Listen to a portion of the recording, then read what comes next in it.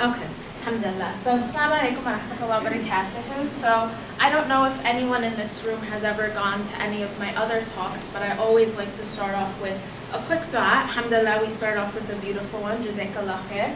And after I lead a short dua, I'm going to give you a moment of, silence for yourself, inshallah. Take a moment if you want to make any dua personally, if you want to ask yourself why you're here. It's great when we come to really good events, but you don't just want to come and think, oh, that sounds good, and nod your head. You want this to benefit your life, inshallah. We are blessed to be part of a religion where, alhamdulillah, it's about implementation, right? Not just about hearing, but you're spending your time on your Saturday, it should benefit your life, inshallah. So, Bismillah, Rabbi shrah li sadri wa yassir li amri wa hlul 'uqdatan min lisani yafqahu qawli. Ya Allah, thank you for joining us as sisters in this dunya. Please reunite us as sisters in your akhirah. Please allow this event to be beneficial in this world and the akhirah. Ameen, ameen, ya Rabbil Alameen. Take a moment, inshallah, any dua you might, want to make personally. Ask yourself why you're here. I know if you filled out that form, you shared why you came, alhamdulillah. So I'll give you a moment to do that. Assalamu alaikum to those who just joined us.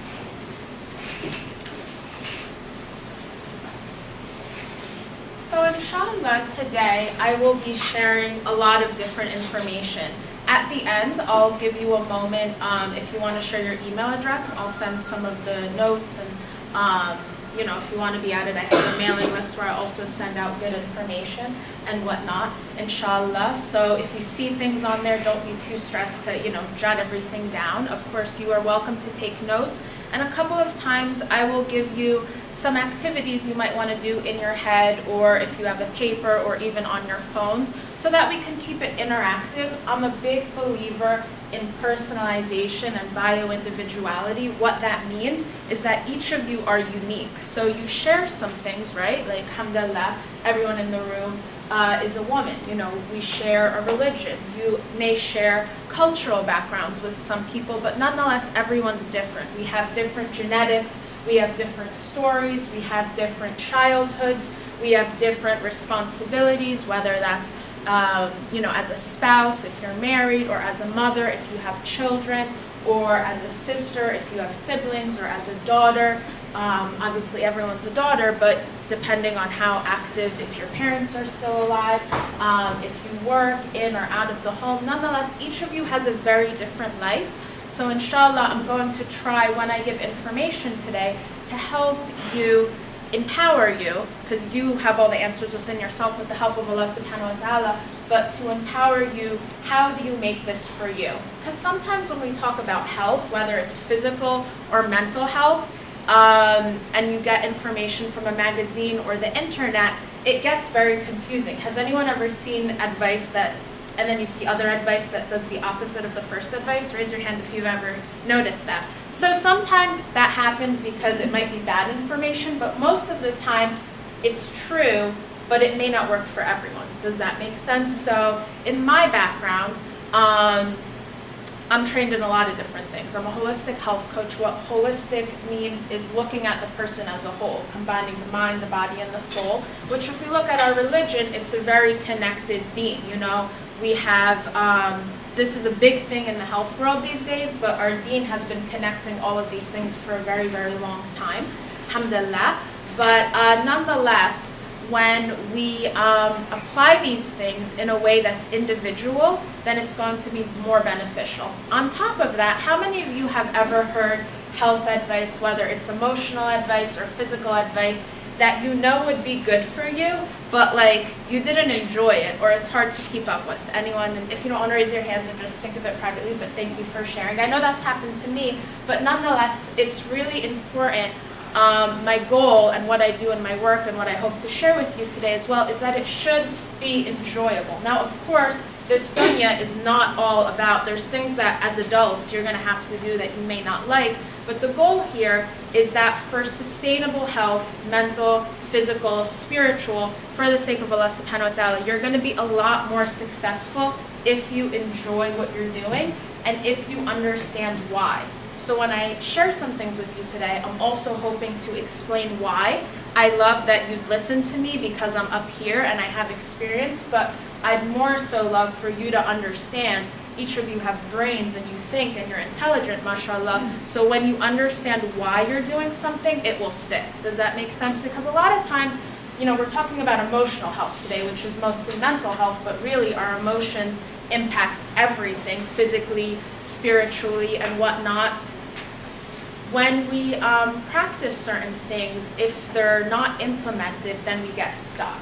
So I know that a lot of you shared why you're here today, inshallah. I'm going to ask a couple questions to get a feel for the audience, just in case you didn't get a chance to fill out that form, or just in case, you didn't share certain things. We have a couple different topics today, and I'm going to ask you to raise your hand if this is a topic that's interesting to you. Of course, if you don't want to share, you don't have to. My goal for this is so I could get a feel and maybe spend a little bit more time on the more popular topics. There will be a Q&A at the end, inshallah. I have maybe like 10, 15 questions that were pre-submitted, which I'll go through first. Then I'll have some time if you want to ask, and I'll keep myself available for a little bit afterwards, inshallah. Sometimes people have questions they don't want the whole room to hear, and I'll have my information if anyone wants to contact me afterwards. So in terms of managing and healing anxiety, raise your hand if that's interesting or an important topic to you. Okay, so thank you for sharing. How about managing and healing depression? Okay. And I understand too, sometimes these topics are taboo, so maybe it is and you don't want to raise your hand, and that's okay too. Stress management. Okay, I mean, we live in New Jersey. Anyone familiar with Dr. Shadi Masjid from NBIC? I was listening to one of his talks recently, and he shared a study that New Jersey's the top stress state, subhanallah, because I guess traffic and other things. Alhamdulillah, though, we have a lot of things that are beneficial, but yeah, stress is a real thing. Emotional wellness, if that's interesting to you, please raise your hand. Okay. And then just mind, body, soul wellness, how it all connects. Okay, so thank you for letting me know. It seems like there's no one topic that's much stronger than others, but I appreciate that, so I could keep it very relevant. So if you filled out the form ahead of time, I asked the question, what are you looking to get out of this event? I have some of your fellow sisters' answers here. They're all anonymous, of course, but nonetheless, you can read through and you can see it's helpful sometimes to feel connected to others, to understand why someone may be here. Someone said, I'm not going to read them all, but someone said knowledge, help cope with stress and anxiety, stronger mindset, tips for good health, Assalamu alaikum. Managing and healing anxiety, eating disorder, self-healing, organization, anger, stress management, a lot of really great things, but it's helpful, to see what others said, inshallah. So we're going to start off on the topic of anxiety and depression. We're going to go through those a little bit, inshallah. Then we're going to go into general emotional wellness.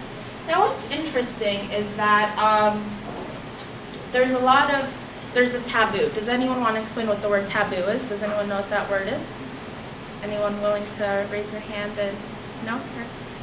Yeah? It's like shunned upon, or there's not much belief to the topic that's being discussed. Right, and when something is a taboo, it's like we not encouraged to talk about or socially acceptable. The truth is, though, is that we all have emotions, we all have feelings, and actually not talking about things makes those things worse, right? At the same time, in our deen, and especially if we're interested in following the prophetic guidance and wisdom, inshallah, our deen has a method to do things in which dignity is restored and respect is there, so there's two extremes. One extreme is to stay away from things, and one extreme is to talk about everything with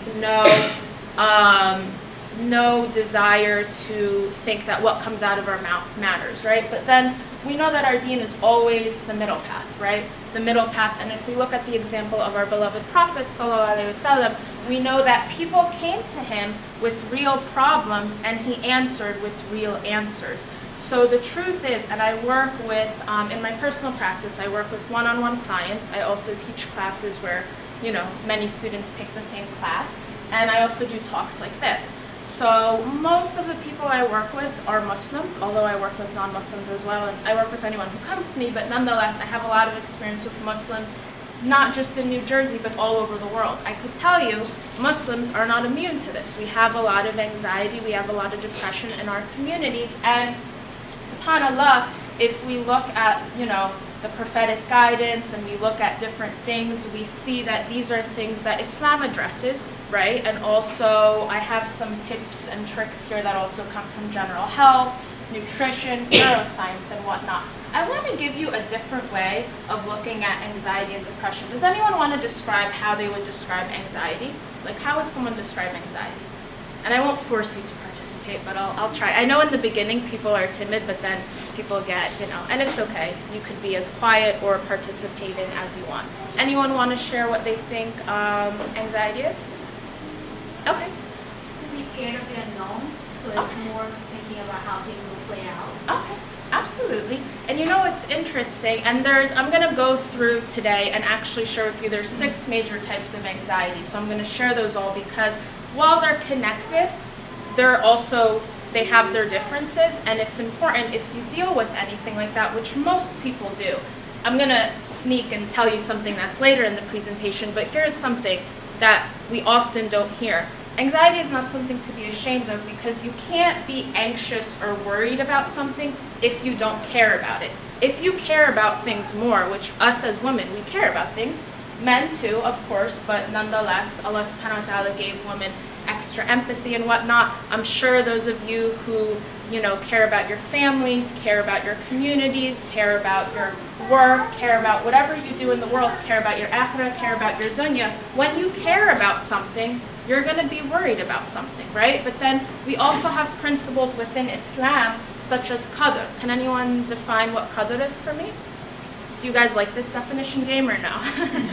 Anyone want to share what they think? I know I teach at the Masjid. I'm normally there on Saturdays actually, but kids love answering that question. But nonetheless, qadr is divine will. So Allah subhanahu wa ta'ala gave us free will, and He also gave us, He also allows what He will. He says be, and it will be. Inshallah, right? So later on, towards the end, something we're going to end with is how we could actually use qadr as a tool to emotional healing. And not in a sense, and this isn't me trying to say anything negative about any approach you may have seen.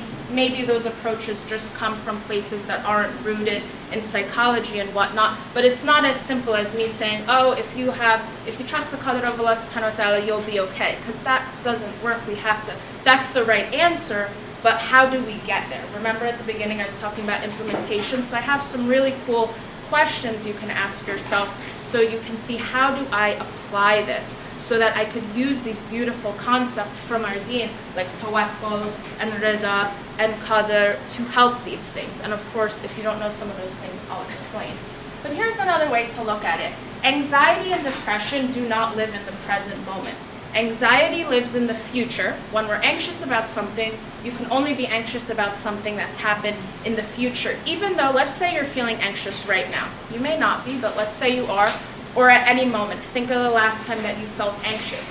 You might think, Yasmin, that's the present moment. I feel anxious right now.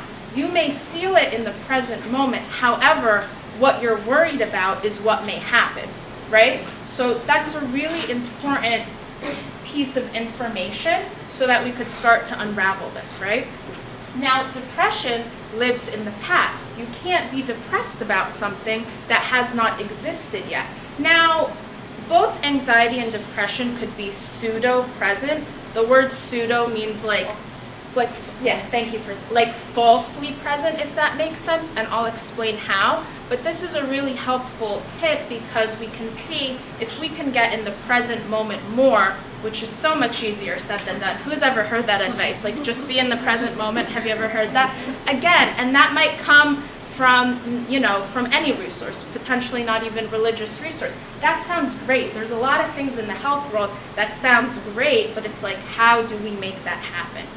So one thing that I'm really passionate about in my work, and I'll be honest with you, a lot of things that I work with and that I'm trained in is my own personal experience. I've had my own issues with anxiety, my own issues with depression. Quite frankly, we go to school and we learn science and math and history and all this. We don't learn about our emotions. We don't learn even, we don't learn about how to act in our relationships. We don't learn about, you have to get a driver's license, right, and take like hours of studying and whatnot, but you can have a child or get married and you don't really have to do that much. And that's good because to a certain degree, especially if we look at it from the Islamic lens, we want to facilitate ease in those things. But at the same time, if you think about it, most of these things, if you are struggling with them, you probably just haven't learned the tools. It's not that something's wrong with you. You wouldn't, for example, I heard a great analogy maybe like 2-3 weeks ago. Let's pretend you've never taken a driving course, whether it's a physical one or you've never read a book about rules. If you just get in a car and you go on the highway and you crash that car, is anyone going to say you're a failure? Like, no, you shouldn't be in a car because you don't know what you're doing, right? So a lot of times when we learn things about emotions and whatnot, we learn from our families. And let's be honest, if you have your own family, whether you're married or you have kids or you have grandkids or whatever the case may be, most people are just trying their best. It's not easy, right? We already said when we talked about stress that statistically, New Jersey is one of the most stressful places. But alhamdulillah, we all have resources, right? The fact that you're here means we have so much, alhamdulillah. But nonetheless, most of us learn these things just by watching those around us. And maybe those around us just learn by watching those around them, right? And if we look at our deen talks about emotions. Our deen talks about all of these different things, but we also are forgetful by nature. Allah subhanahu wa ta'ala references us humans as insan. That means it comes from the root word to forget, right? So sometimes we're forgetful. Sometimes people act out of stress. And again, if someone never learned these things, can you see how there may be issues? And for us as women, it's more normal for us to talk about these things. We may struggle, but we can at least talk about them to a certain degree. When you look at men, and I focus, in my work, I focus on women's health, but I also focus on like families, and I do talks and workshops for mixed audiences, but I focus on women's health. But I'm always studying and researching and benefiting and whatnot. One thing that I've been studying deeply for like the past 2 years or so is men's emotions, because when I work with women, those women have husbands, those women have fathers, those women have sons, both. That's beneficial. I'm very interested in that for my personal life and professional life, because the truth is, a lot of times, society, we have a lot of men who haven't learned how to manage these things, right? And it's hard for them too, because it's not normal for them to even talk about these things. Maybe they have to put on a tough exterior, and as a result, that may be harmful to the women in their lives and to themselves, right? So when we talk and understand these things, we may see why certain things are the way that they are, inshallah. Now, both anxiety and depression are forms of neurosis, so that sounds like complicated and scary, but to explain, when we're talking about anything in psychology that is something that we're struggling with, you can, generally speaking, you could either be talking about neurosis or psychosis. So has anyone ever heard of anything like schizophrenia?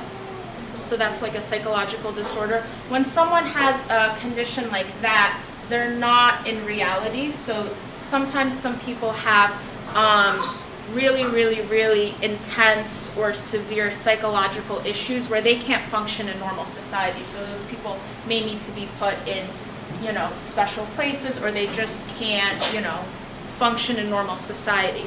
That's what psychosis is. Neurosis are things we may struggle with psychologically speaking, but we still could be very functional in society. Does that make sense? So they're anything that, almost anyone, you think, just because I say almost anyone deals with anxiety, that doesn't mean everybody has an anxiety disorder or anything like that, but even someone who seems, like nothing bothers them, if you take something away that matters to them, they're going to be worried. If they think they're going to lose something, they're going to be worried. So it's a normal response. The problem is when anxiety or depression goes unchecked, and just keeps growing, and I'm going to show you a really cool graph, inshallah, when it just keeps going, they could become unmanageable. Does that make sense? So at their core, they're not that scary. But if they go unmanageable, and if they also go unsupported, so if we try to do everything by ourselves, which, like I could raise my hand right now and say, like, a lot of my life I've thought like, oh, I just have to figure things out myself. I think that's just how we're, taught and raised. And to a certain degree, that's good. We need to be independent. On the day of judgment, inshallah, may Allah subhanahu wa ta'ala give us all mercy, we're going to be there by ourselves. So independence is very good. But we are social creatures. We need other people. But because it's taboo, like I mentioned earlier, it's normal sometimes for people to be ashamed or confused or just think something's wrong with them, which, like I mentioned before, it might be as simple, Assalamu alaikum, as not knowing certain things. And also, when I say support, not every place is the right place to get support. So someone may be struggling with something, and Assalamu alaikum, they may get support, but maybe where they're getting support, that person doesn't know how to help them, so it may be a family member who loves them, but maybe they just don't have the tools, or it's dealt in a way which for the most part, I think most people, like I said earlier, are just trying to do their best, right? And there's a lot to keep in mind. Now, both are heavily rooted in negative thinking. That doesn't mean if you deal with them that you're a negative person. The fact that you're here means you're very positive, mashallah, and that you want to learn and whatnot. And sometimes too, and I know I used to even teach this many years ago or whatnot. Anyone ever hear of like positive thinking in like the health community and whatnot? Positive thinking is good, but let's be honest. If you just tell yourself positive thoughts all the time, but you have an actual problem you haven't resolved or that you're not getting real about, are you going to feel better? No. So negative thoughts are there for a reason, and really negative thoughts and emotions, they're messengers. And I don't mean like they're messengers like people, but they're messengers, and there's always something that needs to be addressed. So actually we can look at them like, oh, okay, this is showing me something in my life needs to be addressed. So if we just flip our perspective a little bit, we can have more success, inshallah. So let's see. So I want to give you a couple other ways, and actually something I could have mentioned earlier as well. As the sister so lovely mentioned, thank you for reading my bio. I teach some classes online, and actually I taught an 18-hour class on anxiety, trauma, and depression. I pulled some of those resources and also personalized it a little bit after speaking to Shagufta and Shabana, which helped me understand what your community would be very interested in. So I pulled certain topics from that and also one of my emotion courses. But, so there are certain resources, but nonetheless, this is a chart to help you understand anxiety and depression a little bit better. Now, energy. Anxiety is more hot, depression is more cold. Now you might hear that and think like, what on earth is she talking about? When you feel anxious, usually our heart rate gets higher, right? And it's like trying to figure something out. Do you see how that's like a fast energy or like hot energy? That doesn't literally mean like hot temperature wise.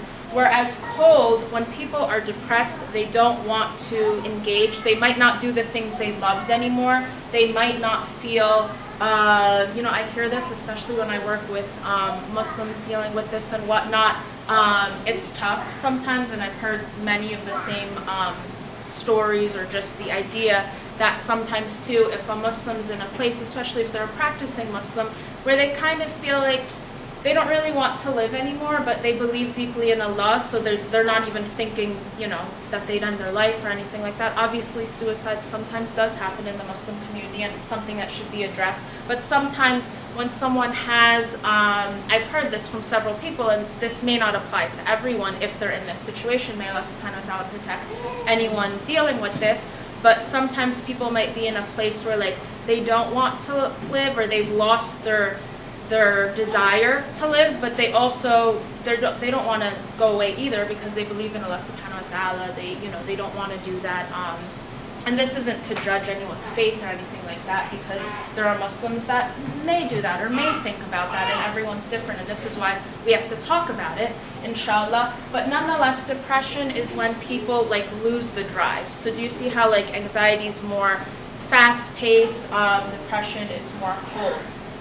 Movement, pull and push. Anxiety, you usually feel like you have to do something to control the future moment. Of course, we know in Islam we can't control the future, right? Things like fortune telling or anything like that, haram, right? Because we believe that only Allah subhanahu wa ta'ala knows the future. Obviously, we can do our part. I'm sure how many of you are familiar with the tie your camel and leave the rest to Allah, the hadith.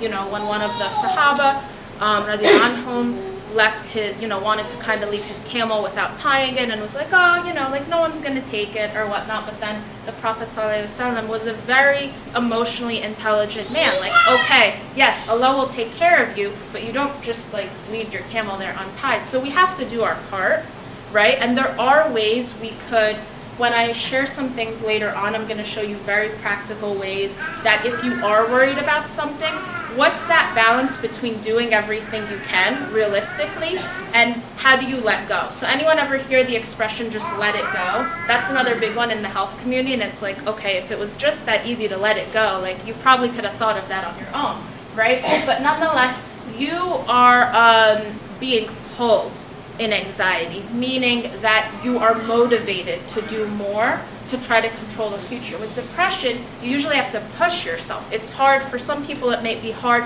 and there's different levels, and I'm going to talk about that. But maybe it's hard to get out of bed. Maybe it's hard to feed your kids. Maybe it's hard to get yourself to go to work. Maybe it's hard to do things at work. And sometimes different things could come up. For example, let's say you just lost a loved one, a parent, or any loved one, a spouse, a child. Usually people don't expect to lose those, but nonetheless, Allah subhanahu wa ta'ala knows best. Sometimes some people, there are other things that might look like depression and might mimic depression, but maybe they're not actually depression, and if we have time, maybe I'll talk about that a little bit, or if someone has a question. The growth factor, I'm going to hold off on because I have a chart that will explain that, inshallah, and the danger zone, I'm going to show you that too. Do you remember when I said earlier that both anxiety and depression could be very manageable, but if they go unchecked, they could grow to where they're really hard to deal with? We're going to talk about that. And there's also an Islamic position I'd like to talk about, but first let's talk about this. One. So, I know this probably just looks like a bunch of numbers, and you're probably wondering, like, is this math class? No. But let's say you're anxious about something, okay? Does anyone know what an exponent is in math? Anyone want to explain that? Okay, yes. Exponent is the number in the top of the number. Yes, and usually it's small, right? Yeah. So let's like do a pop quiz here. So what's like 2 to the third exponent? Anyone wanna? 8, someone said, okay, 8, right? So exponents are when we multiply the same number over and over and over again. When anxiety is not managed and you don't do anything to decrease anxiety, and I'm gonna share what could be done, it's gonna be different for everyone, and it depends why you're anxious to begin with. And there's different types of anxiety, but when it just is not addressed, and if you have triggers, so triggers means something that might make you more anxious, right? So I could explain examples of that in a little bit as well, but nonetheless, if it keeps growing, it grows exponentially. Do you see how, let's say something started out as like a 1. Is a 1 more manageable, or like what about like 4,096? Like that, and I know they're just numbers, it'll make more sense when I talk, but do you see how the numbers keep getting bigger? The idea here is that anxiety doesn't just add up. So if you have all these things you've been anxious about, sometimes people have different sorts of anxieties that they might have had for years, right? And if it just keeps going, it could either grow, sometimes some people grow out of it, right? So for example, there's 6 types of anxiety. I'm going to address them soon. One type is social anxiety. Sometimes some kids have social anxiety, right? Or they're very attached to their mother, or even as adults. Maybe someone used to always be fine in social situations, but then, you know, maybe something that's very common, let's say someone, you know, has children and stays home and doesn't really interact with a lot of people, which, by the way, raising children is like one of the best things someone could do. Working is also awesome as well. Whatever someone does, whatever you do is awesome, right? But the goal of what I'm trying to share here is that our society doesn't seem to value things. It's like a lot of times too, if a woman stays home, it might be looked down upon. If a woman works, then she's a bad mom. If you know what I mean. So it's very tough. Sometimes the key here is we always want to do things for the sake of Allah subhanahu wa ta'ala, and you know, fulfill whatever responsibilities we have to the people in our lives. But the idea here is that someone who maybe didn't used to be worried about social situations might feel anxious, right? So nonetheless, when anxiety goes unaddressed or there's no relievers, I'm going to talk to you about things that could relieve it. It could keep growing, right? And then it could get to the point where it seems like it's unmanageable, right? So that's how anxiety grows exponentially. Now, depression is a little bit different, and these are actually these are theories that I came up with. Now, this is a chart. This is a chart talking about compound interest. You know, interest is obviously not something we incorporate in our deen, but I'm just using this for an example. We're not really talking about money here. We're talking about depression. How does compounded interest work? Does anyone know? Like, what does it mean when you compound a number mathematically? Anyone? So, say that again? The money goes faster. Right. So, you know, our deen, and of course, I know there's different opinions, and whatever you do in your personal life is between you and Allah subhanahu wa ta'ala, but nonetheless, our deen is against riba, right? Or interest. Now, there's different types of interest. There might be just a percentage where the money grows, but then there's compound interest. Sometimes whether it's a loan, whether it's a student loan, whether it's a credit card, whatever the case may be, sometimes things grow compound. What compound means is on top of the interest that's growing, at the end of the year, there might be another growth of what wasn't paid off. Do you know what I mean? So then you're talking like crazy numbers. Like the numbers grow faster, way faster than exponents. Does that make sense? So my point of bringing this up, we're not talking about loans or money here. We're talking about depression. Depression is different in how it grows. Depression compounds. So both anxiety and depression grow, but do you see how they grow differently? With the exponent, it's still growing fast, but depression is the rabbit hole effect. Does anyone know what a rabbit hole looks like? So if you Google it, maybe it's something I could pull up, inshallah, but a rabbit hole is a really deep hole. So rabbits know how to dig really, really deep holes. If you Google it, it's just like a circle and it goes all the way down into the ground. Depression, when it grows, it's faster. It may not happen fast in terms of time, but if it goes unchecked and people, you know, there's so many theories, and I have a really interesting study that I'll show you, an alternate way to look at depression, but nonetheless, people could get more in a danger zone or find themselves at the bottom of the rabbit hole because it grows very fast. Does that make sense? So it grows compound. Now, one thing I want to talk about here is in this model that I created, the Islamic juxtaposition. Does anyone know what the word juxtaposition is? I didn't even know that word till like college, and it's not really a word you use in modern life. I actually want to talk about the danger zone a little more. Yeah, sure. So we are saying that depression is like the rabbit hole, and we are saying that anxiety has the exponential effect. But both of them are increasing. Okay. And I'm still trying to understand how they both are different. When we're talking about the rabbit hole, it keeps going down. Right. Got it. And exponent keep increasing. But how are they different? Like in terms of not their growth, but just how they are? No, just how they are. I get How that they from grow the other different? aspects that you were talking about. yeah. But with respect to danger zone, Okay. I'm not really sure. Okay, yeah, absolutely. So what we have there is, and of course, this is, I want to be really careful with this answer. This is not to say someone might suffer more from their anxiety than someone suffers from depression. I'm not trying to say that depression is worse than anxiety. That's very bio-individual. That in the beginning, remember when I said everyone's going to take things differently because you have different genetics, you have different childhoods, you have different relationships, you have different upbringings, you have different life circumstances, you have different resources, whether that's time, energy, health, money. Everyone's very different. And also things impact people different based on personality types, based on how someone was raised, based on the psychology of the people around them when they were young, so many different things. So it's definitely not the fact that one is easier than the other. However, depression can get you, there's different types of anxiety and depression. Has anyone ever heard of the word high functioning anxiety or high functioning depression?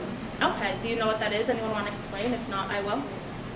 A high functioning anxiety actually motivates you, helps you contribute, and helps you get out of anxiety faster. It gives you more benefits comes out of it. That's definitely true, and also different people apply things differently. So some people, when they're anxious, they might not look anxious. They might still perform very well, and they may be able to power through. Some people might be depressed, but they're also high functioning. Usually this happens if that's a person who's always been expected to perform. You know, whether that's someone who's always been a top student, or in their family, the person who always behaved, or whatever the case may be. And sometimes for people in those, and that's like a personality thing, that doesn't mean they're not suffering, but what it does mean is they might show up differently, right? So in terms of the growth though, for the most part, and again, this is very bio-individual, so I'm very careful when I say this. If we look at depression, more likely when someone wants to, may Allah subhanahu wa ta'ala protect everyone we love and us all from this, but when someone, let's say, wants to end their life, that's usually a cause of depression, not a cause of anxiety. Depression, the way that it grows, and I'm going to go in depth on both anxiety and depression, we're going to go a little bit in depth on both topics, but nonetheless, depression tends to make people feel alone, makes people feel like no one could understand them. Sometimes people feel depressed because they can't get over something that happened in the past, so it's a little darker. Again, anxiety could be very, very stressful, right? People's heart rates could be very high. That's not to say that it's easier, but the way it grows is different. And that's why I brought the numbers in, because the numbers kind of show how. So for example, let's look at the numbers real quick. And thank you for asking that question, by the way. You'll see that the numbers grow a little bit slower. 1, 4, 27, or 2, 4, 8, like if we're doing 2 to the 3rd, 3 to the 3, 3, 9, 27, versus with compound, and this is why we have a beautiful religion that tries to protect us. This is the principle, like what it starts out off. Do you see how interest is much bigger than that? So the growth is just faster and deeper, right? So it gives a different, and this is actually a theory that I came up with, but nonetheless, it's just to show you that when they grow, it's a little different, but you don't want them to grow. We want to manage them and understand they're actually things that should be honored. If you're feeling these things, especially in the early stages, and even if you're not, and wherever you are is okay, you want to deal with wherever you are, it's not hopeless if you're not, but once you recognize these things and learn about these things, it could be more managed. But nonetheless, when they get to the danger zone, they become harder to manage. Does that make sense? So it's almost like, it's not that they're unmanageable, but we want to understand that as we manage them, they're helpful. Does that answer your question? And it'll make more sense. I will reference that, inshallah. Now, juxtaposition. Did anyone want to explain that word? Okay, so I know it's like, we don't use it in real life, but it's a common word, especially in college or whatnot, but juxtaposition is basically like an opposite position. So Islamically speaking, what is the opposite of anxiety? What is the opposite of depression? Now I want to make something clear before I share this. Just because I'm sharing these words doesn't mean that if you feel anxiety, you don't have one of these. That's not how we're approaching it. We're not approaching this from a shame perspective. We're approaching this as a how do we give you tools so you can use those tools in your life, share those tools with your family, and inshallah lead healthier and happier lives. So tawakkul is kind of the opposite of anxiety, because when you're worried about the future versus when you have tawakkul, trust in Allah, do you see how they're different? Now that doesn't mean if you're anxious that you're, I think that's the, that? Or no, did I just, I thought it was, we can go for yeah, Shaban had said at 3, Okay. so maybe I'll finish this point and then we'll take a quick breather, inshallah. And since we started at 2:15, we will still go the 2 hours, as what you mentioned, we'll go to 4:15, inshallah. And for those of you that came in late, I will collect emails, I'll send some resources if you want them, if you don't, that's okay too. But I'll finish this point and then we'll take a quick salah break, inshallah. Now that doesn't mean if you feel anxiety that you don't have tawakkul or your iman is bad. There's plenty of people with really, really good iman that still struggle with these things, and I'll share why. But what it does mean is how could we squeeze benefits from tawakkul in a practical way that could help us, right? So we're using it as a helper, right? Rida is contentment. That's different than happiness, because rida is when, because you can be happy, happiness comes and goes, right?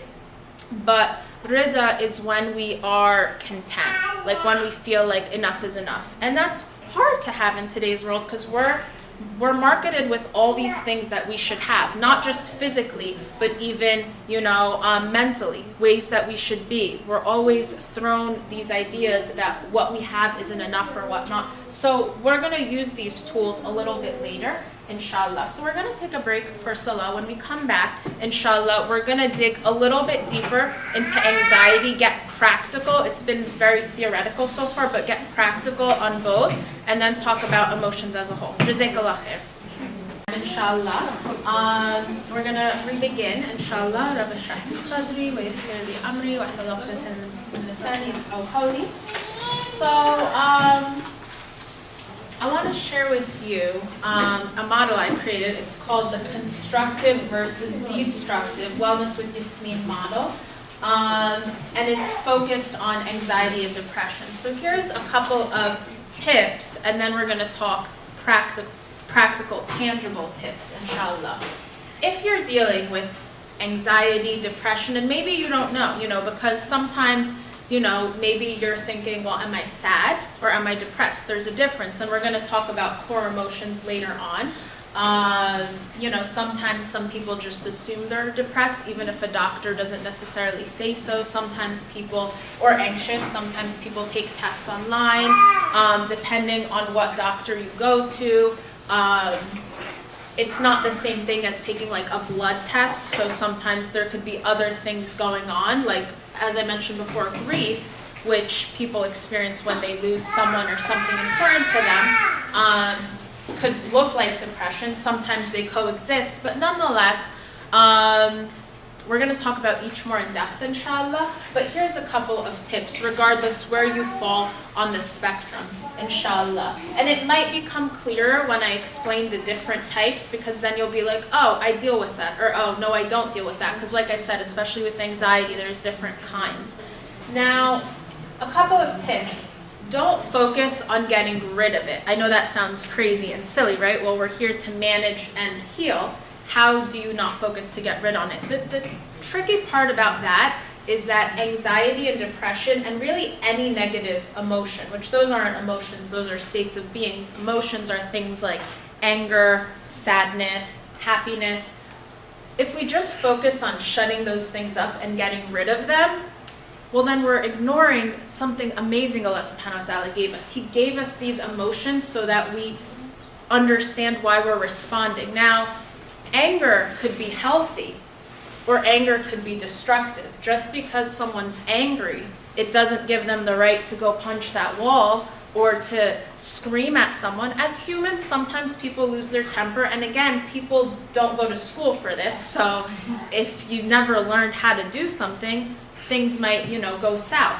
However, the point here is that there are healthy ways to feel every emotion, and usually when we ignore or we don't give ourselves permission to see why is this emotion here and what is it trying to teach me, what do I need to do, then it gets worse, right? And on top of that, everyone's different, but there are healthy reasons to be, let's use anger, because anger is usually something we as women are taught is not acceptable for us. Like men are usually taught it's acceptable for them to be angry, but it's not acceptable for them to be sad. Women are usually taught it's acceptable if you're sad, but you can't be angry, right? But the truth is men and women both get angry and sad, and sometimes you should be angry or sad. If someone does something terrible to you or your loved one or your community or even to a stranger, if we're feeling our heart, shouldn't that make us angry? It should.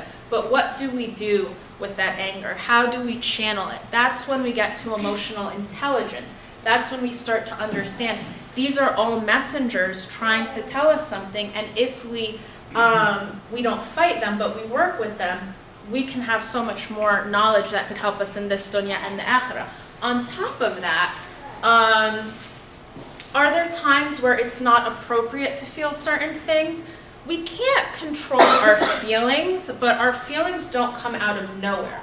Our feelings come from our thoughts, and we can't consciously control our thoughts, but depending on who we spend our time with, what we spend our time doing, what surrounds us, that feeds our thoughts, right? And if you're an adult, for the most part, maybe you have control of what's around you. Maybe you don't. Maybe if you're exposed to something, maybe you're in a situation where you can't leave that thing. When you're a child, you don't really have much of a say of what you're exposed to, but as an adult, you have more of that freedom. And I'm going to say not necessarily fully, because everyone's in different situations, depending on who they live with, what they're doing, what they need to do, the resources they have, if anyone's forcing them to be in any situation. Nonetheless, though, our thoughts and our feelings, they're subconscious, they come natural, but we can influence them. Does that make sense? And we should never, if we're feeling something, it's not necessarily wrong. We never want to fight ourselves, but we want to explore it, right? Like if someone gets angry, for example, because they think that they have a right to something, which actually they don't, and maybe they're hurting someone, that's not really like an okay reason to be angry. We're not going to shame them, or if that's something you're going through or someone else is going through, it should be dealt with gentleness and kindness. But if we're ever taking away someone's rights or abusing someone, or it's not for us, then if we're honest, we want to, just as Umar ibn al-Khattab said, radiallahu anhu, we want to hold ourselves accountable before we're held accountable. It's not about being perfect. None of us are perfect. We all have our own issues. We all have our own struggles. But with this beautiful deen, we're just asked to reflect, So the first thing is, if you're really dealing with anxiety or depression, on any level, a little bit, a lot. If you're unsure, you might get a clearer idea by the end of today, inshallah. But you don't want to focus on getting rid of it, because in my experience, professionally and personally, and I'm sure you all have wonderful life experience, when you just try to shut something out, that usually makes it worse, right? So also, don't spend too much time wishing your reality was different. Sometimes we fight our reality, and I mentioned I'm going to talk a little bit about emotional healing through qadr of Allah subhanahu wa ta'ala towards the end.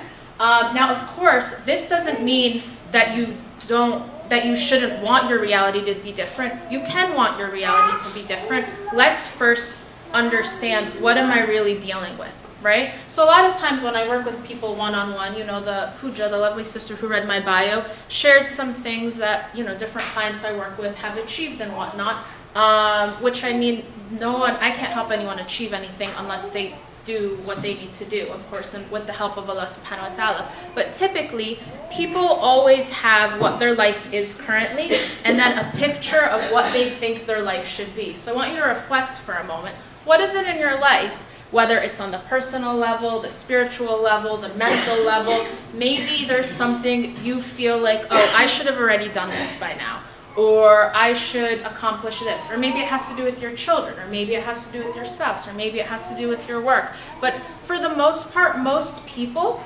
they want, for the most part, we're dreamers, right? Like we have the ability to dream, and now we live in a society and we have the internet, so it's so easy to think like, oh, should I be doing this? Oh, maybe I should be doing this. It's overwhelming sometimes, right? it's healthy to have a gap between where you are and where you want to be, but when that gap is really, really far, we suffer more.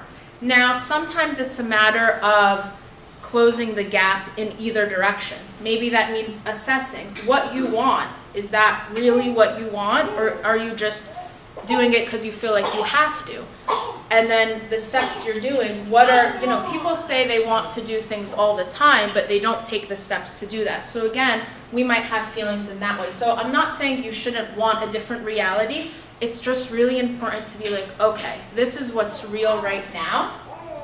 And focus on observing yourself and gaining awareness. So awareness is really the first step. Actually, the first step is willingness to learn. All of you have already done that first step, right? And maybe some of you have taken classes or watched things on emotional intelligence or whatever the case before. Everyone's at a different level, so it's going to apply differently to you. Maybe you're implementing some things already. But nonetheless, gaining awareness is key. Now, awareness is beneficial, but it also could be overwhelming, because when we're more aware, that could either mean that we're overwhelmed and now we're like, oh, it was kind of fun not being aware of this, or it could also mean, okay, what do I do with this? So just being aware isn't enough. Now the power, this is where your power is. So we have, obviously Allah subhanahu wa ta'ala has power, right? And He gives each of us our own personal power. Our power is executing action, right? So there's a really wonderful quote that I like. It comes from an author, Marie Forleo, and her quote is, clarity comes through action. Clarity is when we become clearer on what we should do. A lot of us try to get clarity in our head. I know I like to think about things, and most people have in-depth, when you're concerned about something or you're worried about something, it makes sense that you think about it. However, we never get clear by just thinking. When we take action steps, sometimes we get decision paralysis. Like, it's scary. Like, well, if I take this decision, what if it's the wrong decision?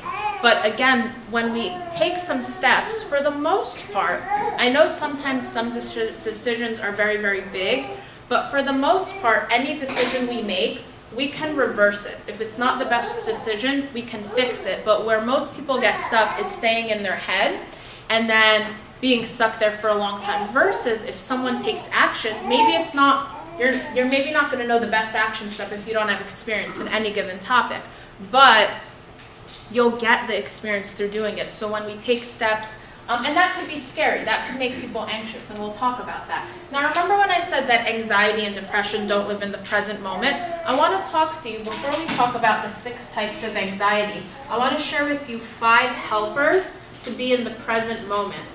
So the first one is confidence. When we are more confident, and I want to talk to you about confidence in the realm of Islam. I'm going to pause for a moment. As I mentioned, we're going to end about 4:15, inshallah. If you have to leave early and you still want the notes, you can email me.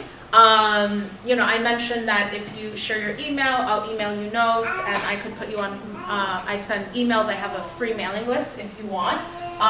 That's all accessible through my website, but if you want today's notes, you can email me, and my info is here. Inshallah, and I'll be available for questions afterwards, but just, I guess some people might have to leave early and whatnot. So, confidence. So, confidence is interesting. We know, Islamically speaking, that arrogance is a bad thing, right? Like, we're taught, like, if you have a mustard seed of arrogance, which mustard seed is very, very, very small, that is very bad and can prohibit us from entering Jannah, right? May Allah subhanahu wa ta'ala help us all. See, arrogance tends to be the lack of confidence. People who tend to be arrogant come off exterior as confidence, but a lot of psychology shows that for the most part there's insecurities behind that. And we all have insecurities, right? We all have insecurities, whether they're physical insecurities or mental insecurities.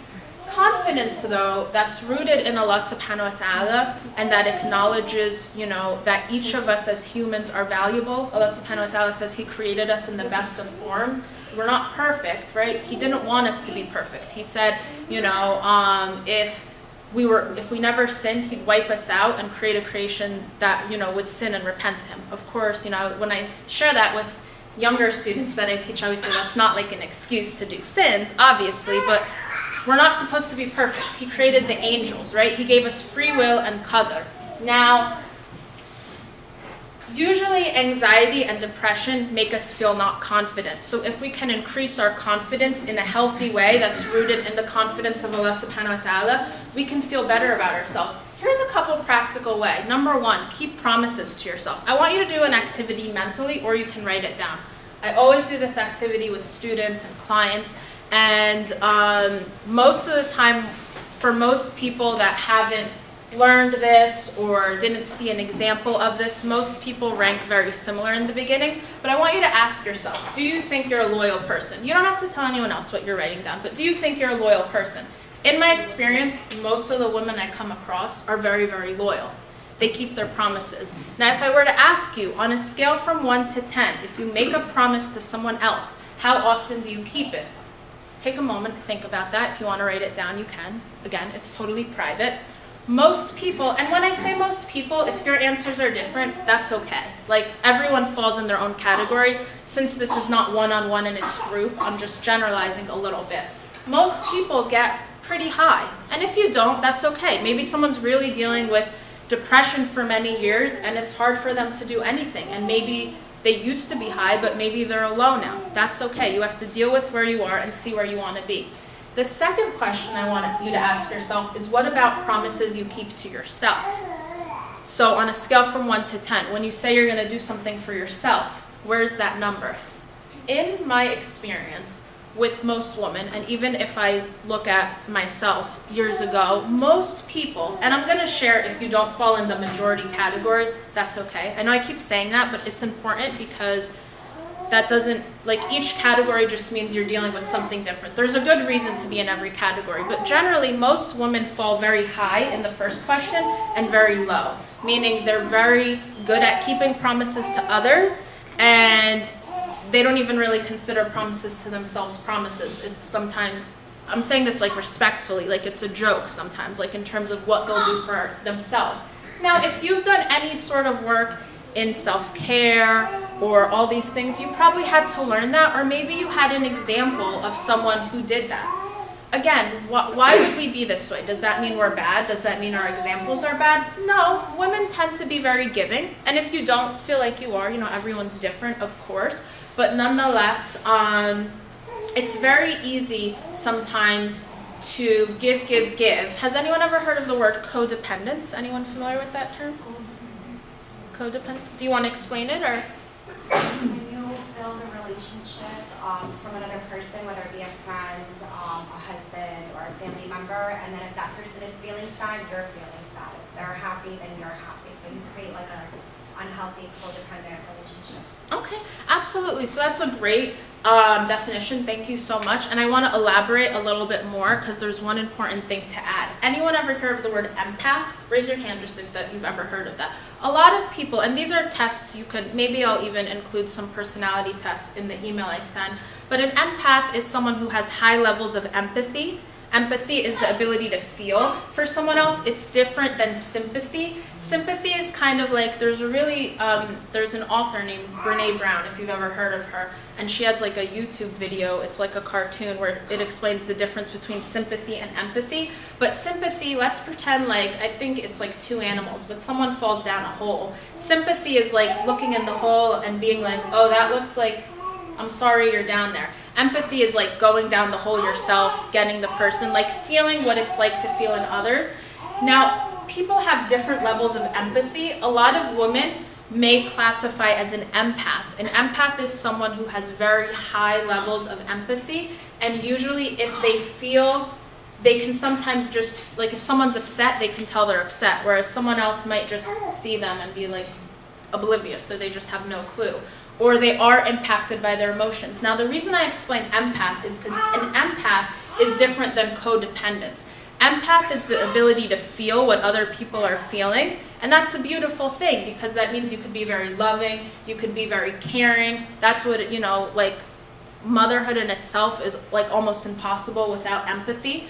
But at the same time, that could get very confusing if someone doesn't learn how to manage their emotions versus someone else. Codependence, which you explained wonderfully, but I'm going to take it one step further, is also being very, very, very dependent on what someone is or isn't doing. So do you see the difference there? And that's very easy as women, especially if you're a caregiver or whatnot, to get lost in that. That doesn't mean not to caregive, that doesn't mean not to be giving or whatnot, but at the same time, do you see how if it's dependent on someone else, how that could be very rocky? It could, if someone doesn't learn how to manage that. So sometimes it's easier for women to take care of others versus themselves, sometimes more so, but it's really important.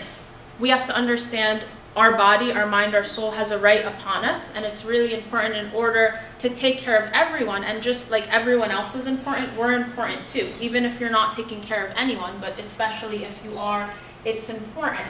Anyone ever hear, there's a really famous analogy, like you can't pour from an empty cup. Anyone ever hear that? It's very, very common, and it's a good analogy. It means like if you're trying to pour for someone, if your thing is empty, you can't pour for them.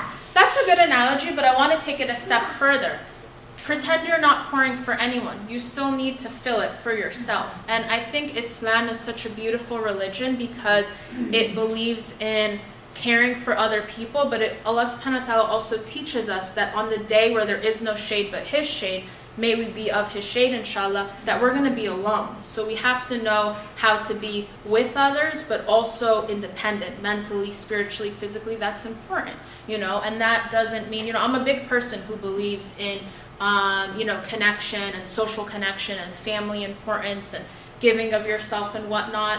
And if you are or aren't, whatever, works for you, inshallah, but at the same time, it's so important because women tend to have so much love and care that they give to everyone else, but it's so important to give that to yourself as well. So keeping promises to yourself will make you feel more confident. Let me explain why. When you keep a promise to yourself, you're telling yourself that you're valuable. When you keep a promise to someone else, you value that person. When you keep a promise to yourself, you're saying, I'm valuable too, for the sake of Allah subhanahu wa ta'ala, and then that helps be in the present moment, right? Start paying attention to the things that you're doing right. It's really easy to be hard on yourself. Maybe in the email I'll also send there's some really cool personality tests where you can learn. If anyone ever take like personality tests, things like Myers-Briggs, do you like those things? They're fun, but I'll send some resources, inshallah. But learning about yourself is important. Some people tend to be harder on themselves. Some people tend to be gentler on themselves. But again, it's okay to push yourself to do good things, but being gentle on yourself is helpful. Setting mini goals. So where most people get stuck, a big thing I do, especially when I work with clients one-on-one. Anyone personally want to share any goal they have in their life? Anyone feeling like they want to share? If not, I'll just make up an example, but just any goal, spiritual, mental, physical. Anyone? Okay, I won't force anyone. But typically people, what is the quote? There's a Tony Robbins quote that people, I think, over-plan their next year and under-plan their next 10 years. I'm paraphrasing there. But the idea is people tend to have big plans, and I'm a kind of person who, did you want to say something? Or okay. I'm a kind of person who believes, the expression, the sky is the limit? Like I believe, inshallah, above the sky is the limit. Dream, of course, within the realms of like this dunya, and know that everything only happens with Allah subhanahu wa ta'ala. But at the same time, anything is possible, but things don't happen overnight. So if you're an idealistic type of person, I know personality-wise I am, and if you're creative, and if you can think of really great ideas, but you have trouble executing them, sometimes people who are more idealistic, and you may or not fall in this category, and I'll send some resources, but if you're idealistic, it may be hard. Like you can envision your goal and you want it to happen like tomorrow, but maybe realistically it takes time. Usually where people fall short is breaking things into small pieces, right? So if someone has a goal of, let's say like a Ramadan goal of like reading the entire Quran during the month of Ramadan. Someone who reads a little bit every day is going to find more success than someone who tries to do it all in a bigger period. Now, if you procrastinate, if you're a perfectionist, would anyone call themselves a perfectionist? Okay. Procrastinator? Okay. So, regardless, and I know some people may not want to raise their hands, but thank you to those who do, but that's okay. I could probably raise my hand with those, but there's a really good video. It's like 7 minutes. I'll send it in the email as well. It's something called an optimalist. Not optimism. Optimism is when you hope for the best. Optimalist is when you do the most with what you have, because a lot of times people struggle to take action because it's very daunting. What's the right first step? The right first step is the first step. It doesn't matter what you do, but moving forward. Wins. So this is important. Admire your past wins. So there's probably, maybe you're not feeling great about yourself on any given day. You've probably done, with the help of Allah subhanahu wa ta'ala, some pretty amazing things in your life. This isn't about bragging. This isn't about, arrogance. That's not what it's about. It's about when you remind yourself, because when we're in an anxious state or a depressed state, it's the brain. You have to understand something about the brain. The brain is designed to protect you. Your brain, like scientifically speaking, is designed to think of the worst possible thing that could happen, and it's meant to protect you. Allah subhanahu wa ta'ala created us with these amazing organs that have really great purpose. The brain is not actually designed to make you happy. The brain is designed to protect you, to look out for things. And if you've experienced something in the past, most people who have anxiety, if it's something that's really bothering them, they've probably experienced something that makes sense why they'd be anxious about this. And we're going to get to that very shortly. But when you remind yourself of times when things have worked out well, that doesn't guarantee the future is going to work out well, but it will remind you that you're capable, right? And with the help of Allah subhanahu wa ta'ala, you can give yourself credit for the things you've overcome. Give yourself credit for trying. I think our faith is such a great indicator of that, in the way that Allah subhanahu wa ta'ala rewards us if we have the intention to do something good, even if we can't execute it. Of course, again, you don't go into that thinking you're going to do it knowing you're not, but trying matters. In terms of faith, there's a lot of surahs in the Quran that are good. I mean, shaitan doesn't like any surah in the Quran, but nonetheless, Surah Al-Baqarah is known to really, push shaitan away and any influence he may have. Sometimes there's extreme cases where some people say you're not depressed, it's just shaitan, or whatever the case may be. We all have emotions, obviously shaitan can impact us and whatnot, but most of the time there's things that are in our control. We're not going to get anywhere thinking everything is just something else outside of us, but nonetheless we should do things. With our protection, there's several from the hadith dua people could say to protect themselves throughout the day. That's always helpful. And fill up your faith-o-meter. I like to share with people that you have a faith bank account and an emotional bank account. So does everyone here know how a checking account works, generally speaking? You put money in the checking account, the money goes up. You have things that come out, bills, or you use a debit card, or whatever the case may be. You have an emotional bank account. So let's say that you have a really stressful month. Someone in your family is sick. Something's going on with your child. You and your spouse have a disagreement. Work is stressful. All those things take withdrawals from your emotional bank account. What are you doing to fill it up? And sometimes when we listen to emotional talks or self-care talks, it says things like, and there's a question about self-care later, so I'll answer it, but there's things that are shared take a bubble bath, it'll relax you. I mean, I know people that love bubble baths, and I know people that hate them. Sometimes it's maybe you like them, but just the idea of taking one is stressful, because then you have to clean, right? So this is what people say, because a lot of times we're given all this advice on what to feel better, but you should figure out what makes you happy. So a good activity, I'll send some reflection questions, but ask yourself, what are things that make you happy? Some people, it's listening to Quran. Some people, it's taking walks. Some people, it's exercise. But you want to make sure, what happens if you spend too much money in your bank account? You withdraw, you overdraft, and the bank charges you, right? Most women are overdrawn in their emotional bank account, and not because they're bad, usually it's because they're giving, and life is full of tests and tribulations. This world is beautiful, but this is not Jannah, right? So we have to make sure that our bank accounts, our emotional bank account, and our faith, that happens with faith too. So there are things that are going to decrease our faith, and there are things that are going to increase. It's not about focusing on each little thing. Of course, we know we're going to be accountable, so I'm not saying that so you can be not accountable, but understand the big picture, right? Like if you feel run down, what's been going on for you lately? A really good exercise, and I'll share this as well in the email because I think it'll just be easier than me remembering it. But you can look at your last month or two. Try to write down every major thing that's happened, whether it's something work-wise, home-wise, family-wise, community-wise, whatever. Anything that's happened. And then put like a circle around all the stressful events. Put a heart around the ones that have been happy things. And maybe put like a square around the ones that have been not really happy, not stressful, right? Are you like, what's going on there, right? So life is real. You know, you realize that when you're an adult and you have responsibilities and whatnot. So again, it's normal that someone would feel a little beaten down if those things are out of balance. Some people like to journal. I will send, you don't have to do it, but I'll send some homework assignments. Talking to someone, it's important to talk to someone who can hold space for you. I want to explain what holding space is for a minute because I think that's important.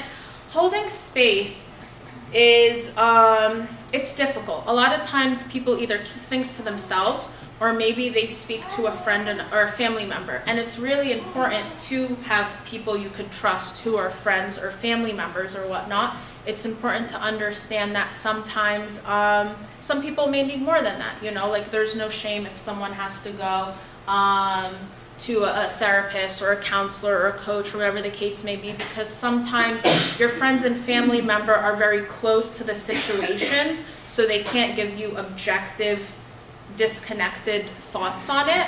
At the same time, sometimes even journaling is very helpful, you know, and there's different, you know, there's journals you could buy like online or at the store that like help you do things. Some people like doing, I think I have it, oh, it's right there, the next one, so we'll go right there. Emptying the trash. How many of you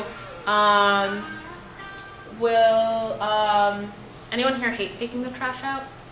Okay, but like you have to do it. Like what would happen if you didn't take, how often, anyone want to share how often they take the trash out? No judgment, but every day. So like, I mean like when you have a family, like every day, right? And if you don't, you know, no judgment. Now, if you left your garbage not taken out for a month, how bad would your house smell?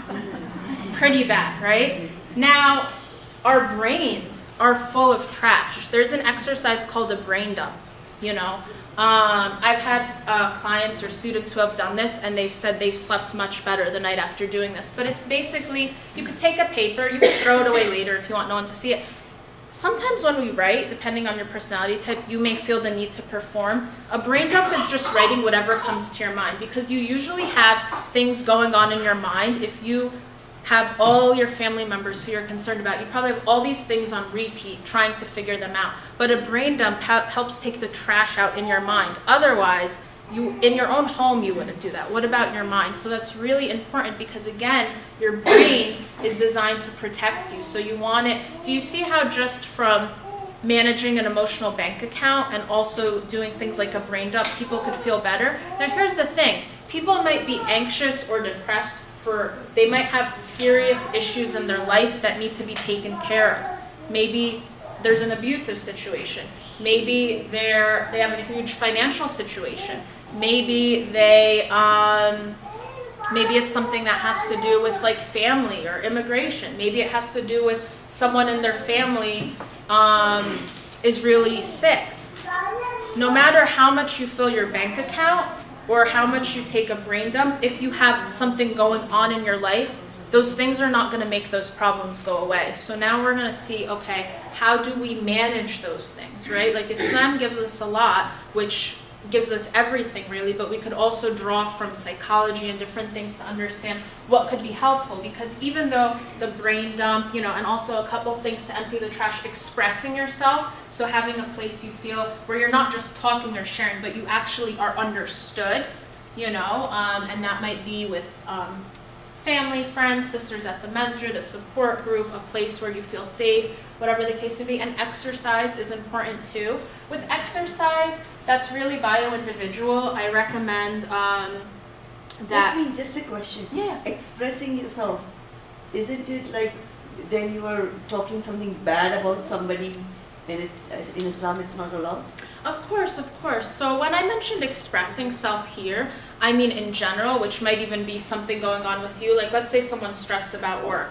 There could be ways to express yourself where it doesn't include anyone else, right? In terms of Islam, it's so important. And actually, as the sister mentioned, I teach various online classes. One class I have is cultivating healthier relationships. And something that comes up for a lot of emotional distress, whether I'm working with people one-on-one or in my classes, is, and I'm a big believer in this, how do we respect the privacy of the people we live with and give them the benefit of the doubt? So that's obviously not okay.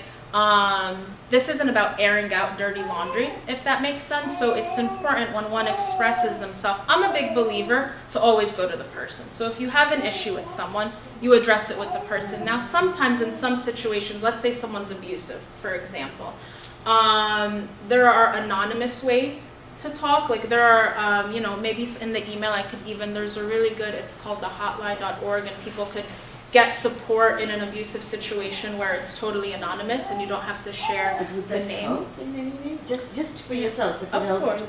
absolutely, because especially in abusive situations are totally different than non-abusive situations, of course. But in abusive situations, when someone's being abused, and there's emotional abuse, isn't just hitting. So there's emotional abuse, there's verbal abuse, there's physical abuse, there's even spiritual abuse. Abuse is when you control someone, basically. If someone's in that situation, they tend to feel very isolated, and that could lead someone to depression, that could lead someone to not knowing what's okay, what's considered this or not. There's a lot of Muslim resources as well, so maybe I'll share some as well, but there are anonymous ways to do that. If someone is in severe danger, they should obviously share that, but not just gossiping like at the Masjid. Go to a professional, right? So there are different ways, and those are things like I teach a class on cultivate, like what's healthy communication, what's unhealthy. But it's very important in our But deen if to... we keep on expressing and if there's no solution to it, it feels waste. It feels like it's going nowhere. Yeah, absolutely. Well, especially when we talk about the Qadr example, what I think is important is it's important to understand what could you control and what can't you control. So and when we were talking about codependence earlier, sometimes when we go in circles, that means it's not working. So continuing to express is not going to do anything, right?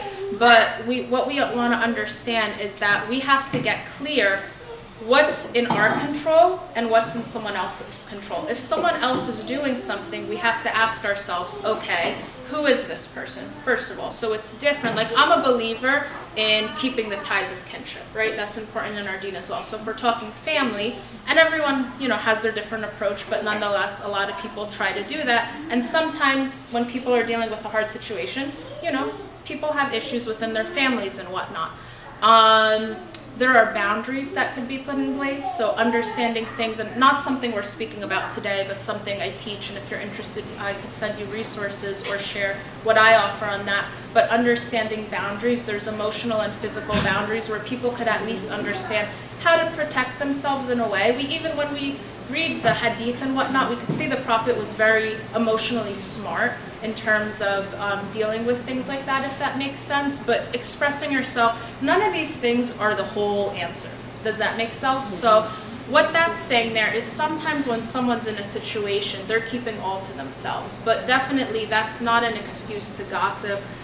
You could believe whatever you want in your personal life. In my talks, I always say, take what you want, leave what you don't. For my personal life, I don't believe in airing people's dirty laundry. I think it's important to respect our family members, but at the same time, if something's going on, there's like a proper channel, right? So that's a really good question. So thank you for bringing that up. And expressing yourself could even be something that has nothing to do with anyone else. Like, for example, let's say someone let's say someone really wants to start learning. I think there's like a sewing class going on right now, my sister is telling me, right? That could be a way of expressing themselves. You know, some people might say like, oh, like I don't have time for that, or I have my kids. But expressing yourself just is a way where you feel seen and known. It's not just talking, if that makes sense, where you feel expressed and important. Now there's basically 6 types of anxiety. One is general anxiety. And there's other subtypes, so we're just going to talk about the major ones. So general anxiety is when someone just has long-lasting anxiety that's not linked to a specific situation or event, meaning they just feel anxious in general. Maybe they just feel nervous in general. Their heart rate may go up in general, and they can't tie why this is happening. And there's reasons, but nonetheless, we're just going to go through the types. Panic disorder is if someone has a panic attack. So if someone's having a panic attack, sometimes that may happen in a stressful situation where maybe someone feels very panicked. You know, people might have crying spells, people might not be able to breathe, whatever the case may be, but they're panicking. Like they feel like they're in real danger right now and it needs to be figured out right now. OCD is a form of anxiety, obsessive compulsive disorder. This may be, usually it's tied to phobias, which is a different type, but sometimes they're related, and I'll get to phobias. But if someone feels that if they don't do something a certain way, like they have to do, like sometimes people have cleaning OCDs. Now it's a very big difference. If you like a clean place, like I like a clean place, that doesn't necessarily mean OCD. When it becomes OCD is if someone can't function because of it. So if something happens and that person, like it stops them from functioning. So things become disorders when they stop you from just functioning in life. Does that make sense? Or they bring up huge issues. Social anxiety is being anxious in social situations. Now sometimes that might not be because the person themselves doesn't like company, but it could depend. Maybe someone is in a society or friendship or situation where they're around people that are very judgmental. If you're with people that are very judgmental, it makes sense that you'd feel self-conscious a lot. Does that make sense? And that's different than being in a community where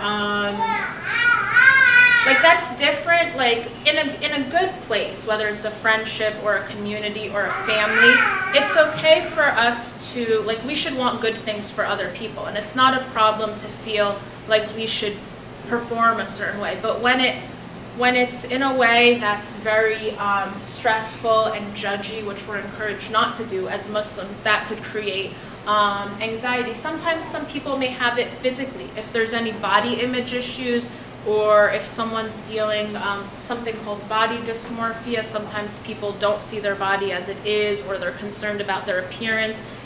It might not be that they don't want to spend time with people, but they might feel self-conscious for that. So it's important to just understand everyone's going to be different. Phobias, sometimes people are just scared of certain things, and that might not be, you know, like let's say you're scared of a certain animal, or let's say you're scared of heights, or whatever the case may be.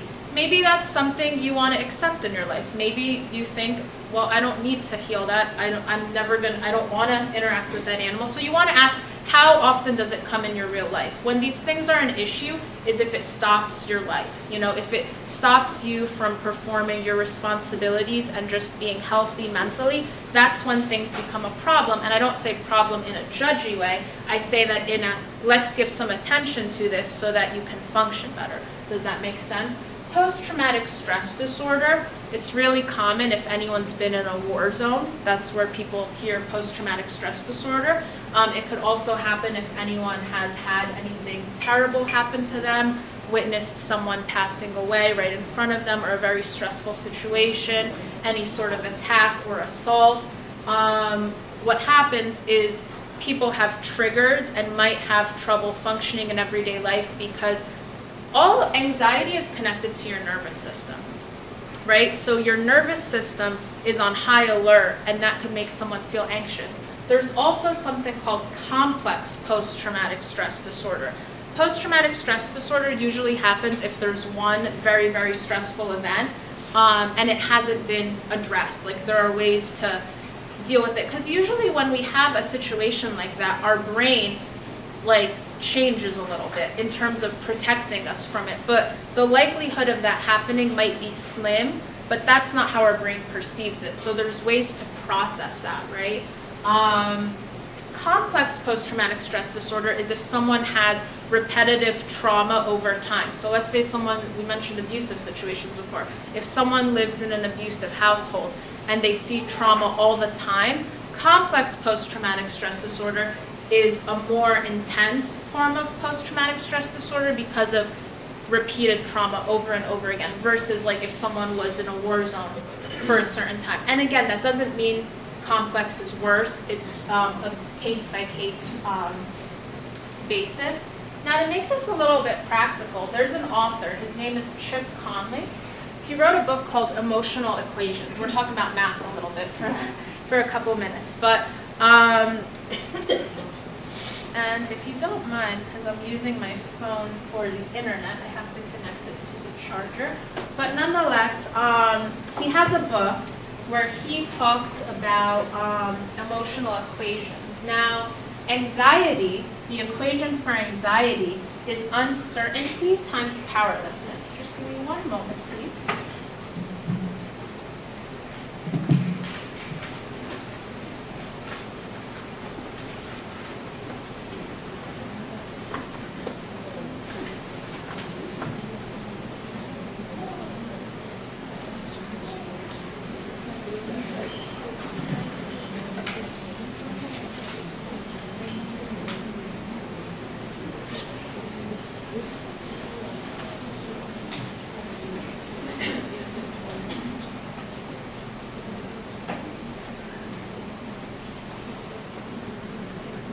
Okay, thank you for your patience, and hopefully you got some good chatting in. So,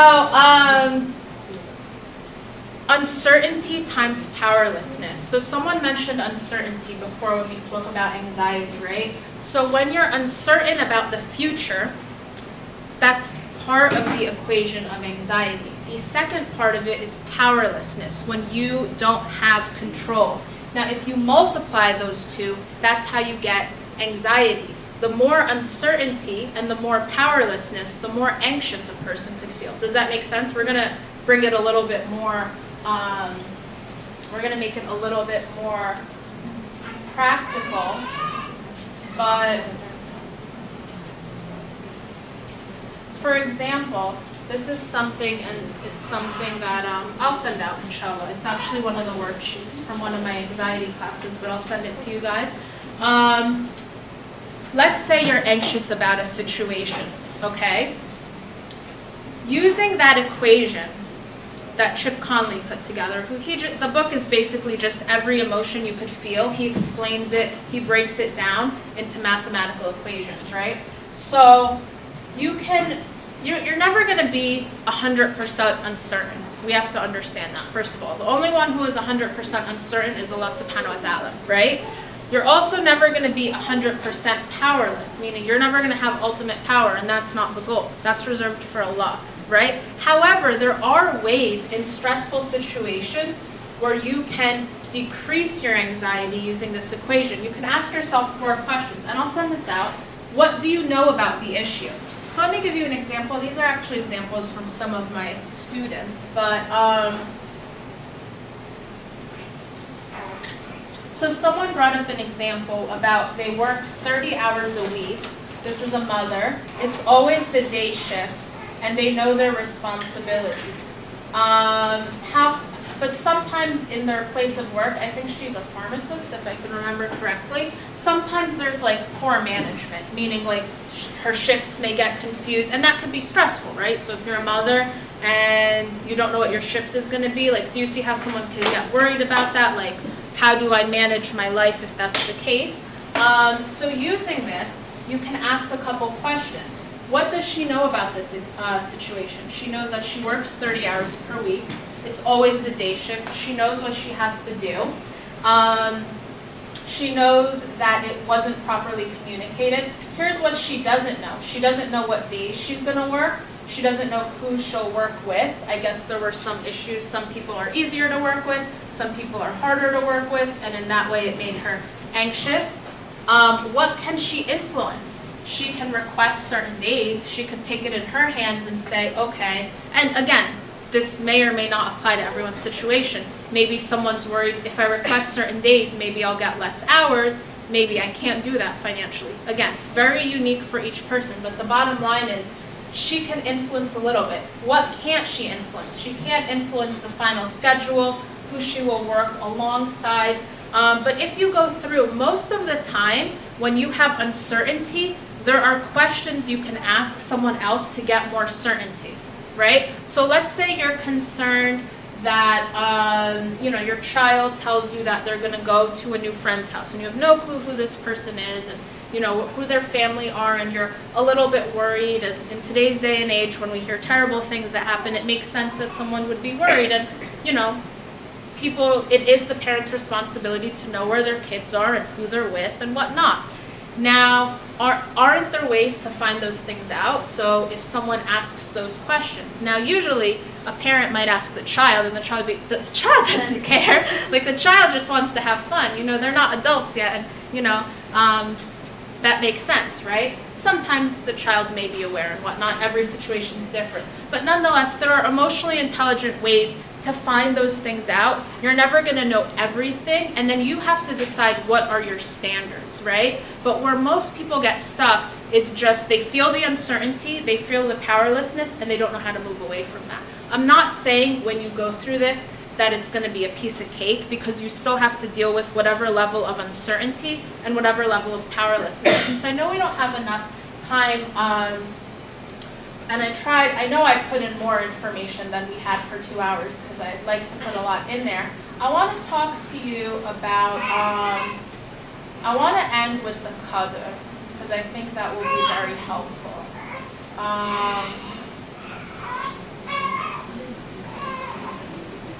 Okay, so I want to talk to you about qadr as it relates to emotional healing, inshallah, and emotional management.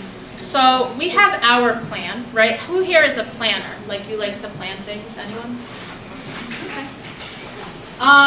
First of all, Allah subhanahu wa ta'ala knows us better than we know ourselves. He knows the world better than we do, right? So like, we know this room. Do you get like there's a lot of rooms in this world, and in every room there's like square inches and like all these little things? Allah subhanahu wa ta'ala knows every crevice of everything. Like, just think about that. You are an adult. You probably have learned a lot in the school of life, right? Life teaches you. Experience teaches you. I know when I was younger, my father would always say, like, I just know things because, I've had experience. But when you get older, you understand things because of life.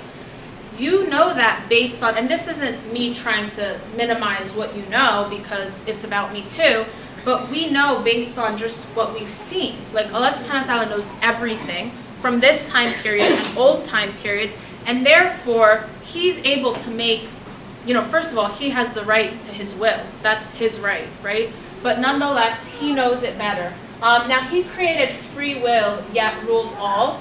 He's the creator of pain and the creator of healing. Now, when we resist our qadr, here's what happens. It makes sense that sometimes when things don't happen the way that we want to happen, that we may be angry, sad, all those emotions may happen. There's nothing wrong with that. That means congratulations, you're humans and your emotions work. That's okay. But what do we do after that? When we resist our qadr, it pulls us out of the present moment and it makes us more prone to anxiety and depression. Again, this isn't, and there might be big things that need to be dealt with, right? So that's not what I'm talking about here. But we become problem-focused instead of solution-focused. Now, why may we resist it? I have 9 reasons here that I came up with. That doesn't mean there's all of them. But sometimes what we're familiar with is easier. What does that mean? What we know is familiar. Remember how I said uncertainty increases anxiety? People will choose a familiar bad situation over a better situation that means they have to change, because it's scary. You don't know. At least you know what you're dealing with when you know what you're familiar with. There's a quote. It's a Tony Robbins quote as well. It's change happens when the pain of staying the same is worse than the pain of changing. When we change, there's some growing pains. When we stay the same, we have to keep whatever situation is on our hands. Humans respond to pain or pleasure, which subhanAllah, Allah subhanahu wa ta'ala really, motivates us by both of those things in His Quran. Now, number 2, and I say this with a lot of love, if someone isn't taking responsibility for their life, this may or may not apply to you. Most women do take responsibility for their life, and that just means responsibility for your choices, responsibility for your actions, responsibility that if something didn't happen because you didn't do it, like it's obvious why. 3 is interesting. Your operating system needs updating. An operating system, computers have operating systems, right? And they update them like all the time, right? So if someone was still on like Windows 98, I mean, does anyone, like, that's probably not, I mean, I guess maybe there's computers with that, but nonetheless, we all have operating systems. They don't have names like Windows 98, but where do we get our operating system from? Most of the time from our parents, right? And then if you get married, you create your own kind of operating system, and it goes on and on in families. Now, just because something was done a certain way doesn't mean it's most effective. And I think this is where people get stuck, because just because you may challenge something in your adulthood or think about something, you could do that in a way that's very respectful to your parents, because again, our deen is about respecting parents, in a way where you can love someone and respect them, but maybe think, okay, maybe this isn't the best way for the time period I'm in. You might have more resources, right? So like I said in the beginning, we are all doing the best that we can, right? So if we're talking about the emotions where people get stuck are usually sadness, anger. Those are like the hard emotions, that people struggle with more. Maybe for whatever case, there was something that impacted a parent or whatever the case may be. This is not about blaming anyone, but just understanding that and this is what Islam aims to do, right? So when the message of Islam came, it basically asked people to update their operating systems, right? And we saw through the stories of all the prophets, may Allah subhanahu wa ta'ala bless all of them, that it's hard to go a different way, right? Or even if you talk about someone who's accepted Islam, right? Whatever the case may be. So just understand, sometimes you may just be doing something because that's all you've known, right? But it's about educating. Again, I say this with a lot of love because we are only Allah subhanahu wa ta'ala knows our iman. But sometimes if we're not reminding ourselves of the next life enough, or surrounding ourselves with things like that, then we could lose perspective. This is not to shame, because sometimes people talk about anxiety and depression and they say, read Quran and you're going to feel better. Of course we should read Quran, and that's important, and that's, very important if you want to, uphold the tradition and get close to Allah subhanahu wa ta'ala. But if there are reasons for certain things, you have to address the issues, right? It could be distraction by noise. So we have a lot of noise. Marketing noise, other people's noise, shaitan. We should definitely benefit from everything that comes our way, but we have to reflect, A big common thing in like the health world is meditation, right? If you look at what the Prophet ﷺ used to do, going to the cave of Hira, all that really means, and there's obviously different ways, and some ways may not necessarily click with our Islam, but it's basically reflection, right? He used to go to the cave of Hira and think about things, think about life. And it's not about getting lost in that, because one thing I'll share before we end is a good formula to help. It could be not having a healthy relationship with risk. So if you have trouble taking action, or you struggle with uncertainty, then it may be hard for you to take risk, right? So maybe it's different for everyone, but sometimes if you're like the eldest child of all your siblings, usually the eldest child has more trouble with risk because the parents are more careful with the eldest, and that's normal, right? But you might just want to understand, okay, what's my relationship with risk? How could I practice this a little bit? I'm not saying go do risky business, but what I'm saying is, like, you want to understand why that may be holding you back. This is a good one. You think something will always be the same. People get stuck because they have trouble thinking something could change. this has always been this way, so it's always going to be this way. But we come from a religion of potential, and with the right tools and supports, it is possible to change any situation. And again, problem focused instead of solution. One thing I want to end with, and then I'll maybe get an opinion on if I have some Q&A that was submitted, but we'll see if time permits, inshallah. Analyzing versus action. Remember I said action's really important? When we do anything emotionally, we're thinking in our head. That's analyzing. When we take action, we're doing something about our situation. You want to try to have a good ratio to that. What that means is if you're always analyzing but you're never taking action, you're going to be stuck in your head and it's going to be really hard, right? But if you want to have a balance, so it's okay. Some things you have to think about a lot, right? And then in terms of Q&A, should I keep going for a little and answer some, or? Okay, if anyone has to go, please, my email is there. I have some cards here.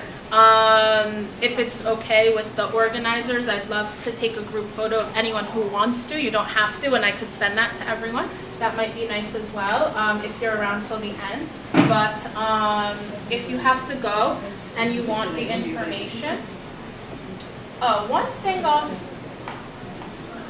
you'll get this in the email, but here are some good questions. I'll just explain them, but you can review in the email. These are some good questions to ask yourself to get yourself help with emotional healing using Qadr. What's the lesson here? What's the hidden blessing from this? Will this matter in 5 years? Where can I find stillness? This is not to minimize what you're going through, but this is to help you move forward. Versus, people tend to ask themselves questions like, why me? Why not me? Like, why did this happen to me? Why is this not happening to me? Why is this happening to them? What if? And those are all valid and they'll come to you, but they keep you stuck. So you want to go to the questions that will propel you forward, because when you're stuck, it's tough. So these are questions that were submitted by sisters. Let me just get on the form. Now I will answer them, and then if there's any questions after, I'll be happy to answer them. Now, different aspects of self-care. I actually do have a 5-hour course on self-care. Jazakallah khair. I offer a 5-hour online course on self-care and rejuvenation, so that might be something you may be interested in. But self-care looks different for everyone, right? So I think the question just was asking, like, what are different things you could do for self-care? I made a joke about the bubble bath situation before.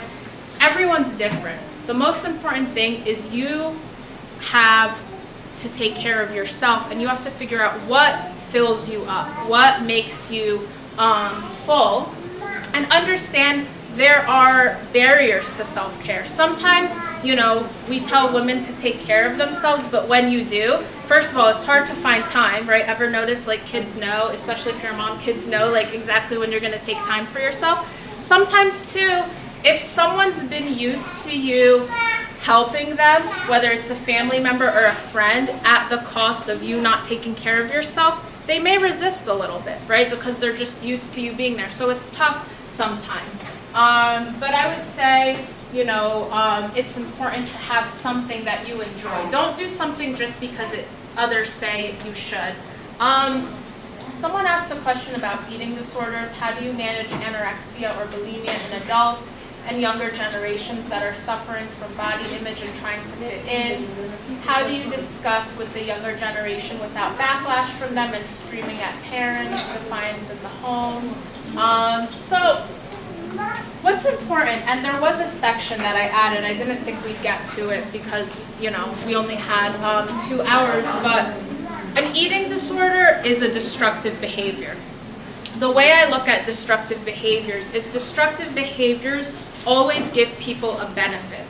They're destructive, but if we figure out what the benefit is and we try to understand it, and it's going to be very different for every individual, then what we could do is how do we replace that?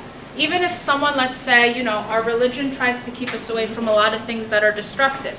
Drugs, alcohol, they ruin lives. But why do people do them? They do them because they give them some benefit. The benefit is always less than the destruction. But if we don't understand why something's happening, we can't, especially if you're dealing with teenagers, we can't just expect to just take something away. So we have to understand what's going on there. Those things, oh yeah, go ahead. Those things don't happen for no reason.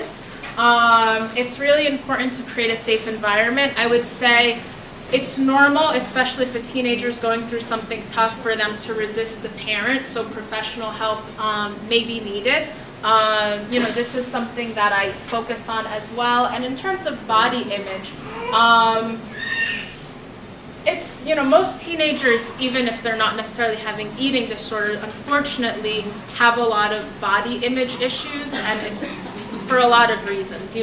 When they look at magazines, those are not real people, they're photoshopped. So they're comparing their real self to something that's not real. It's very problematic and whatnot. But I would say it's important to develop a friendship, not a friendship where it's a one-to-one friendship. You're still the parent, right? So there's a level of, not domination, but like a level of authority, if that makes sense. And you might need to seek some resources outside yourself. There's a lot of resources on this. And it's a sensitive topic, so you can, if you're here, you can definitely come to me after. I'll stay for a little bit. Someone said how to stay on top of spiritual daily tasks at home with kids, husband, and be balanced. I'm a big believer in habits. What habits means is it's not like daily habits. What you do daily, even if it's small, that's what adds up. It's not what you do once, what you do twice, what you do 3 times. Set smaller goals that you do consistently. And I like to use a planner. That helps when you have a lot of different responsibilities. That could also be helpful. I'm going to try, just because of time and people leaving, I'm going to answer a little shorter, but if it's your question, I'll stick around for a little bit, and you can definitely come up to me or contact me. How to control sudden hikes and spikes of anger and stress.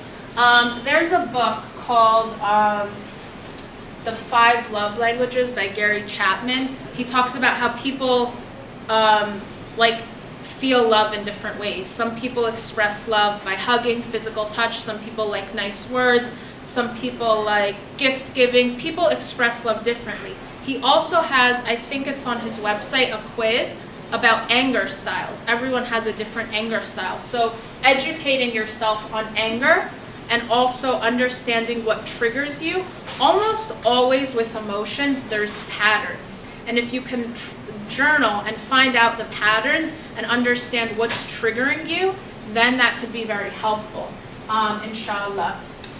In terms of suicidal thoughts, someone says how to deal with suicidal thoughts. That's obviously a very deep question. It really depends what's going on there. Are we talking about an adult? Are we talking about a teenager? Not that one is less or more than the other, but it does make a difference because science shows that the brain doesn't fully develop till like low to mid 20s. So sometimes too, there are songs like on the radio now that literally talk about killing yourself, right? And that it's more normalized.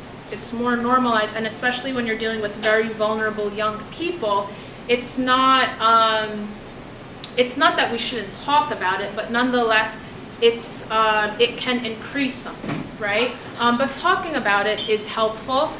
There are good resources, especially if someone wants to stay private. There's like a suicide hotline.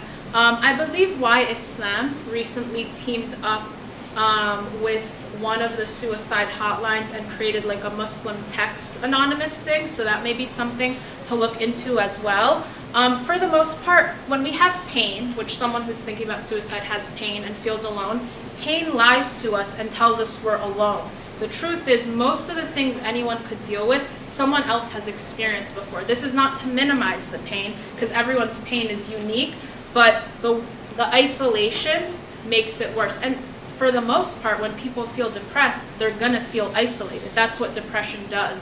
And we didn't go in depth in depression, but again, I do teach a class, and we only had 2 hours today, but that's 18 hours, so that's a different way of looking at it. How to manage others who have anxiety. If you get on my mailing list, something I've been wanting to do, I obviously do one-on-one stuff and classes, but I try to also put like free information on the internet. I've been wanting to do a video, which I'll probably do within the next month or so. How do you help someone else who has anxiety? Because it's different to help yourself than like a loved one. So there are things you could do that could be making it worse. There are things you could do that could be making it better.